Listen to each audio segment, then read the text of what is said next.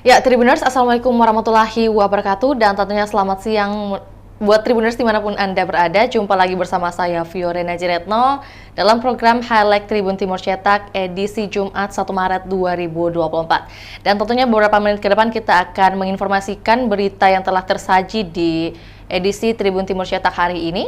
Namun sebelum itu, Vio juga sampaikan bahwa di halaman 1, tepatnya di bagian atas, kita sudah menyediakan juga barcode untuk bisa di-scan buat Tribuners. Mungkin yang ingin informasinya lebih lengkap melalui gadget Anda bisa diakses melalui scan barcode di halaman 1 ini. Kemudian ini juga kita ada menampilkan link untuk berita terkini PSM Makassar di link yang tertera, di mana makassar.tribunnews.com Super Bowl PSM. Dan kalau di halaman 1 seperti biasanya kita sudah menyajikan berita-berita menarik di hari ini, di mana hari ini kita menyajikan grafis hasil rekapitulasi pemilu 2024 DPR RI, di mana ada Kabupaten Sidrap dan juga Takalar. Sedangkan kalau di bagian bawahnya kita juga menampilkan DPRD Provinsi, di mana di warna pink adalah suara partai, kemudian warna hijau merupakan suara caleg dan juga partai politik. Bisa dilihat dengan jelas bahwa kalau di PKB sendiri suara partai 845, sedangkan suara caleg dan parpol sebanyak 5.615. Kemudian diikuti oleh partai lainnya seperti Gerindra, PDIP, Golkar, Nasdem, ya, Partai Buruh, Gelora, PKS, dan lainnya. Ini sudah kami sajikan buat Tribuners ketahui juga. Per hari ini, hasil rekapitulasi pemilu 2024 DPR RI. Seperti yang saya sampaikan juga di DPRD Provinsi juga seperti itu. Di bagian bawah kita menampilkan dari Partai PKB, Gerindra, PDIP, Golkar, dan juga seterusnya. Selain itu, dari grafis yang kami tampilkan di halaman 1 yang paling mentereng adalah Polda ancam sikat penimbun beras. Ini klaim tren kenaikan harga telah terkendali. Dan pedagang juga menyampaikan harga beras sebesar Rp18.000 per kilogram. Dan Polda Sulawesi Selatan mengancam menindak tegas orang-orang yang berani menimbun beras atau memainkan harga beras secara sepihak. Sejauh ini, Polda Sulsel menyatakan belum ada tanda-tanda penimbunan oleh spekulan beras di Sulawesi Selatan. Demikian disampaikan Direktur Reserse dan Kriminal Khusus Komisaris Besar Polisi Helmi Kwarta Kusuma Rauf di Markas Polda Sulawesi Selatan pada Kamis 29 Februari 2024. Kemudian Polda Sulsel juga telah membentuk Satgas Pangan yang bertugas memantau stabilitas harga di pasaran. Pantauan juga dilakukan di gudang-gudang Bulog dan supplier beras yang selama ini beroperasi. Dan dirinya tidak menampik sempat terjadi kenaikan harga beras, namun kenaikan harga itu kata Helmi bukan akibat ulah spekulan atau adanya penimbunan, melainkan waktu panen petani yang sedikit molor akibat peralihan musim. Kami juga menampilkan dokumentasi di mana pedagang pasar Tamamaung yang berada di Jalan Andi Pangeran Petarani, Makassar, menjajakan aneka jenis beras ke pelanggan.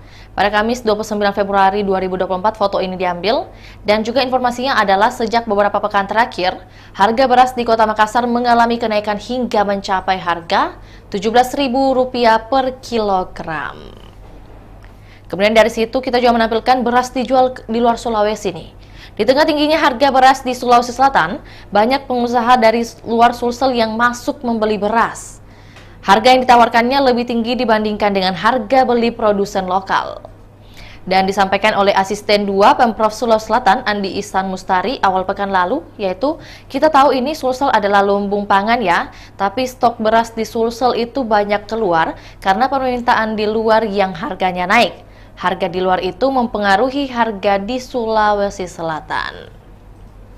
Kemudian dari dua headline ini kita juga membahas masih seputar dengan pemilu 2024, khususnya tentang, ya, yang satu ini adalah tentang pilkada ya, di mana Golkar ingin KIM tetap utuh di pilkada Makassar. Golkar Makassar berharap koalisi pengusung Prabowo Subianto Gibran Rakabuming tetap bersatu khususnya di pemilihan kepala daerah 2024. Pasangan Capres dan Cawapres Prabowo Gibran diusung oleh Partai Gerindra, Partai Golkar, Partai PAN, Partai Demokrat, ya maksud saya PAN, Partai Demokrat, Partai Bulan Bintang atau PBB, Partai Gelombang Rakyat Indonesia, Partai Garda Republik Indonesia, dan Partai Solidaritas Indonesia. Di Kota Makassar, Partai Golkar sementara menjadi penguasa dengan meraih 42.516, kemudian Gerindra sebanyak 32.097. Kemudian disusul juga dengan partai lainnya yang juga merupakan koalisi dari pasangan Capres dan Cawapres Prabowo Gibran. Ya, selain itu kita juga menampilkan isu bahwa MK hapus ambang batas parlemen 4%. Mahkamah Konstitusi menghapus ketentuan ambang batas parlemen atau parliamentary threshold sebesar 4% suara sah nasional.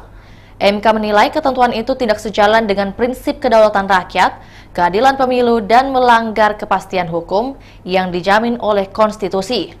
Hal itu dinyatakan MK lewat putusan perkara nomor 116/PUU 21/2023.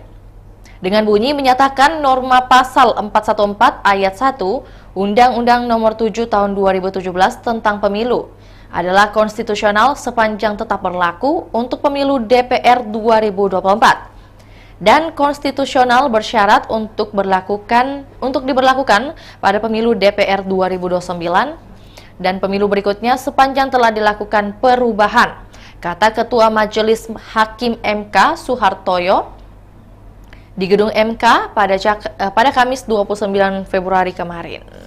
Namun penghapusan ambang batas parlemen 4% ini tidak berlaku untuk pemilu 2024. Ya, selain dari halaman 1 tentunya kita akan juga menginformasikan di halaman selanjutnya, yaitu rubrik dari Kota Makassar. Rubrik Makassar ada di halaman 6 untuk Tribuners ketahui, dan juga mungkin sebagai informasi untuk Tribuners ketahui lebih lanjut, jika senang untuk membaca, kita bisa berlangganan di nomor kami dengan menghubungi di 0411 811 5500 atau juga bisa melalui SMS atau WA di nomor 081 1413 5555. Ya, kita lanjut di halaman 6.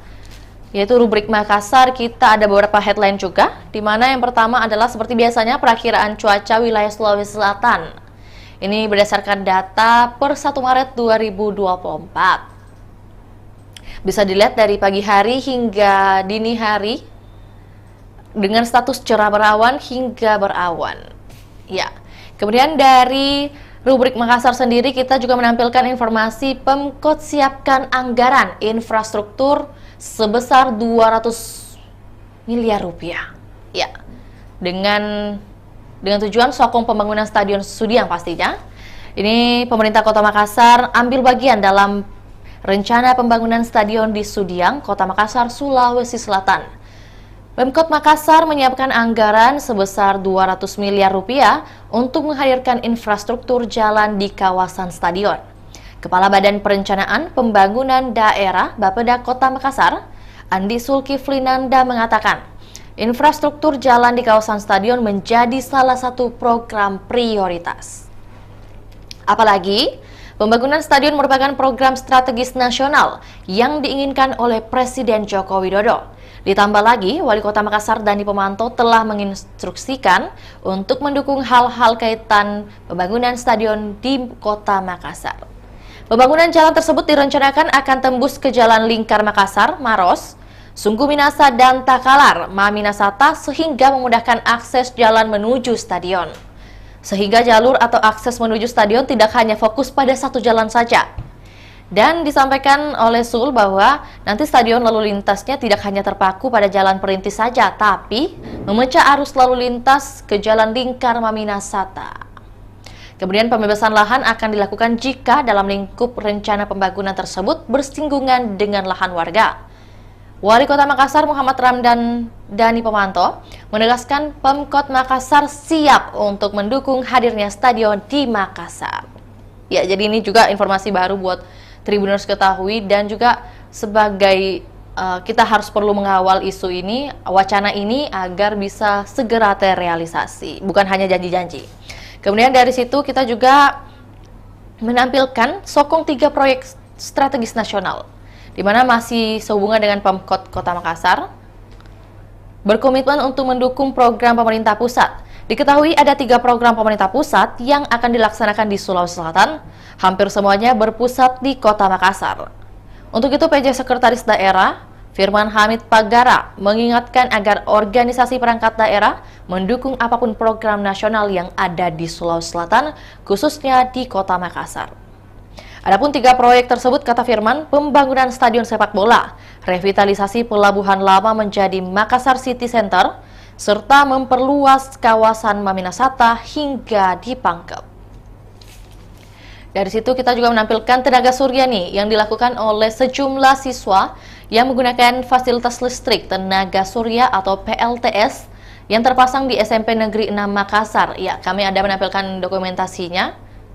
Melalui Dinas Pendidikan Kota Makassar menjadikan SMP Negeri 6 sebagai percontohan penggunaan PLTS dengan daya 5 kW sebagai upaya pembangunan berkelanjutan yang ramah lingkungan dan mengurangi ketergantungan terhadap energi fosil.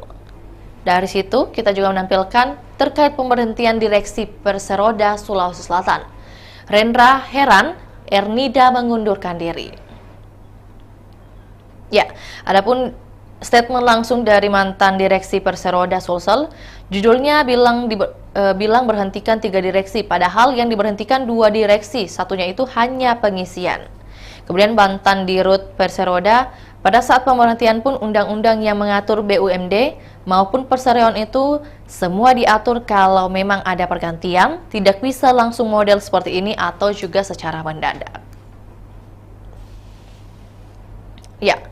Kalau dari halaman Kota Makassar, kita sudah memberikan informasi buat Tribuners ketahui dari adanya statement dari sokong 3 proyek strategis nasional, kemudian ada juga penggunaan PLTS, kemudian juga menampilkan informasi terkait surat pemberhentian 3 direksi PT Sulsel Citra Indonesia atau SCI, atau yang dikenal dengan Perseroda Sulawesi Selatan sudah diterbitkan.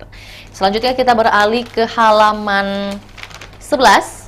Dengan rubrik Sulsel Memilih, seperti yang biasanya juga Vio sajikan untuk Tribuners ketahui, update terbaru dari kehidupan politik di Sulawesi Selatan khususnya, di mana di Kecamatan Talo jadi penentu nih, ada Nasdem, Golkar sama-sama yakin jadi pemenang.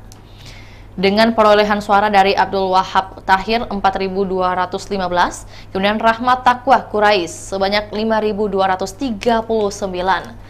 Adapun perolehan kursi seperti yang terpampang di layar kaca Anda, Nasdem sebanyak 7 kursi, PKS 6, Golkar 6, Gerindra 6, kemudian disusul oleh 3 partai lainnya akan mendapat 5 kursi seperti PKB, P3, PDIP, disusul Demokrat, hingga Perindo hanya 1 kursi. Untuk suara partai sementara, bisa dilihat di layar kaca Anda, dan ini berdasarkan sumber dari KPU RI 2024. Iya. Kemudian dari grafis ini kita juga menampilkan PDIP tunggu rekapitulasi akhir. Ketua Dewan DPC PDIP Makassar, Andi Suhadas Sapaile, mengatakan belum bisa mengambil kesimpulan sebab rekapitulasi suara masih berlangsung di kecamatan. Ya, kendati demikian ia masih optimis mempertahankan kursi tersebut. Sejauh ini 5 kursi dipastikan sudah diamankan. Peluang PDIP mendapatkan 2 kursi di Dapil 3 juga masih ada, kata Andi Suhada. Hasil akhir rekapitulasi suara tingkat kecamatan menjadi penentu.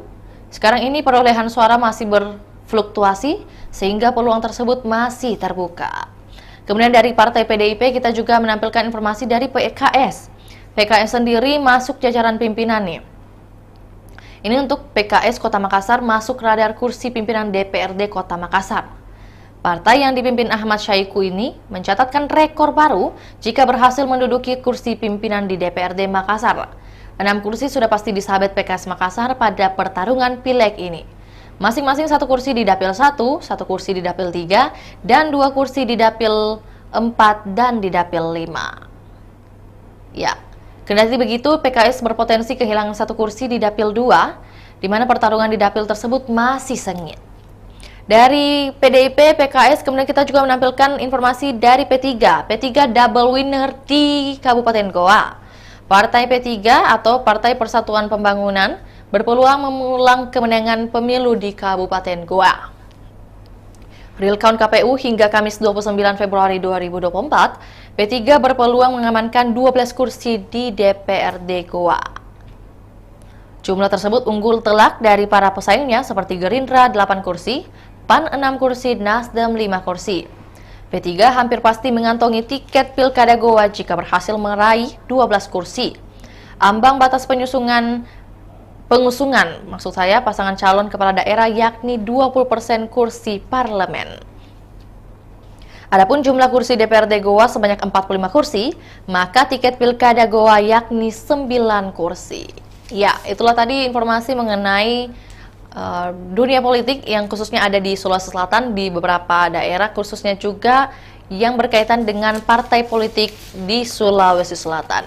Dari halaman 11 kita juga beralih lagi ke halaman kebanggaan. Seperti tadi di halaman 6 kita sudah menampilkan informasi mengenai akan dibangunnya stadion di Kota Makassar sendiri di Sulawesi Selatan. Kita akan membacakan lagi dan juga menginformasikan dari rubrik Tribun PSM, di mana badai cedera kembali menerpa.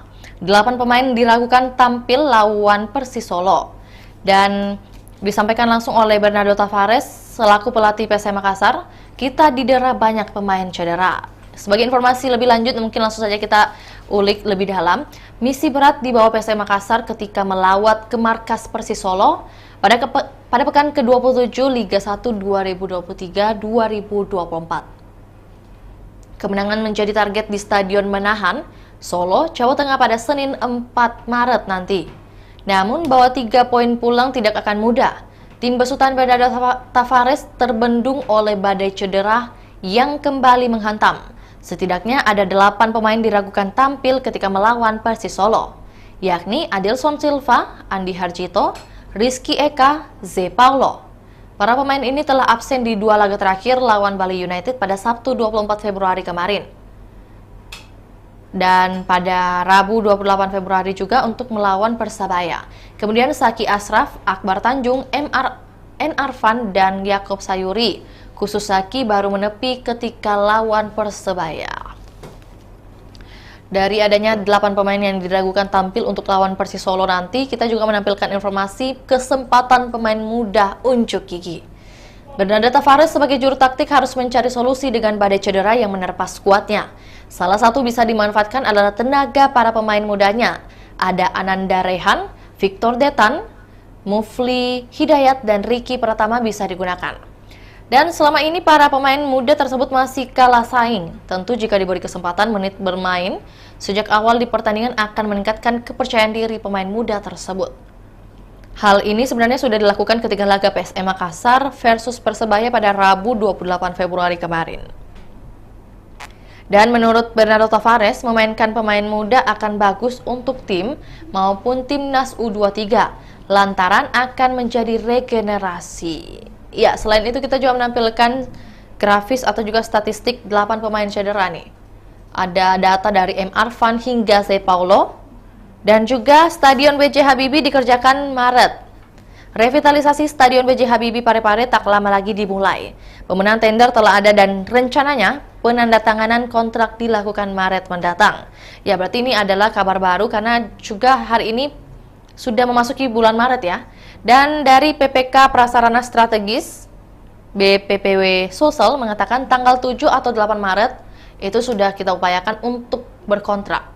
Kami harap pengerjaan lancar dan tepat waktu. Ya, semoga informasi ini juga menjadi harapan bagi para supporter PSM Makassar dan juga pastinya masyarakat di Sulawesi Selatan agar revitalisasi dan juga pembangunan stadion baru bisa segera terrealisasi, bukan hanya sebagai wacana tapi juga bisa dinikmati langsung oleh masyarakat Sulawesi Selatan dan juga para pemain dari pasukan Rabang. Untuk itu sekian untuk headline atau juga yang kita telah review di edisi Tribun Timur Cetak hari ini. Ada beberapa headline yang sudah Vio sampaikan dan juga informasikan buat Tribuners ketahui. Untuk lanjutnya bisa langsung diakses ke website kami atau juga berlangganan dengan menghubungi kami di nomor 0411-811-5500 atau juga bisa berlangganan melalui SMS juga WA di nomor 081-1413 ya, 5555. Untuk itu saya Firnani Jaretno mewakili kru yang bertugas pamit undur diri. Assalamualaikum warahmatullahi wabarakatuh. Sampai jumpa.